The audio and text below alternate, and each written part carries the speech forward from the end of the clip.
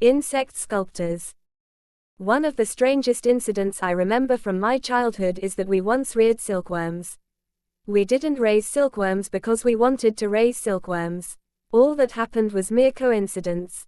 When I went to a vegetable market in Mysore, one or two farmers brought silk cocoons tied in big cloth knots. Until then, I had heard that silk saris are made from silk cocoons, but had never seen silk cocoons. So, thinking that this might be a new type of tarika, when asked what it was, a farmer said that they are silkworms. We asked the farmers some questions about the silk clothes and these little nests. Not bothering to answer our childish questions, he took a handful of silk cocoons and told us to take us away. As we found the treasure, we took it and ran home and showed it to our father and were showered with questions about it. We are those who cannot be related.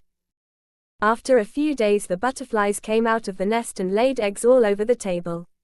Since we have a hibapa violet plant in our house, we thought that if the chicks hatch from these eggs, we should put greens and raise them. After a few days all the eggs hatched and black hairy worms came out of them. But the greens of our house plant were not enough for the stomach of those worms. Within a few days, it became like a broomstick as we plucked all its leaves without leaving a single one. Meanwhile, someone informed us that there is a plant in Ratahalli Ramapa's house. Well, we ran there and asked him to kill them. In this way, we went to all the houses of Ontikopoli where there was a hipponeola plant and brought it and cultivated it. A lot of worms died because there was not enough alfalfa. In the end, only a few worms remain. They turned white and yellow and stopped eating once. We knew they were preparing to die just like other worms. We couldn't see any other meaning to their strange behavior of shaking their heads. But contrary to our guess, the worms slowly fade into the fog. If you look carefully, you will see that they are creating a fine web like a spider's web around them. They were hiding inside a screen of soft silk fabric. We used to skip school and sit by the worms all day.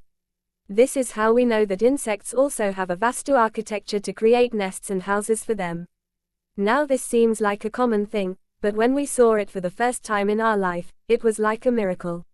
Even insects have the ability to think. This opened up a new dimension of nature that they too are living purposefully. Later I saw various nests of these insects. I have seen insects that exhibit greater dexterity and awareness of their surroundings than silkworms. Rather than having a nest, I have seen worms that follow various strategies to survive in the environment, build nests and carry those nests around. In our garden, a vine of kaji fruit had spread to a star tree. When I once saw the fall of kaji fruit, long thorns were growing on its stem from top to bottom. But only one thorn violated this rule and was in the middle as if it had missed the latch. Does nature make yarabiri plants so easily? So why is this thorn growing somewhere in the middle?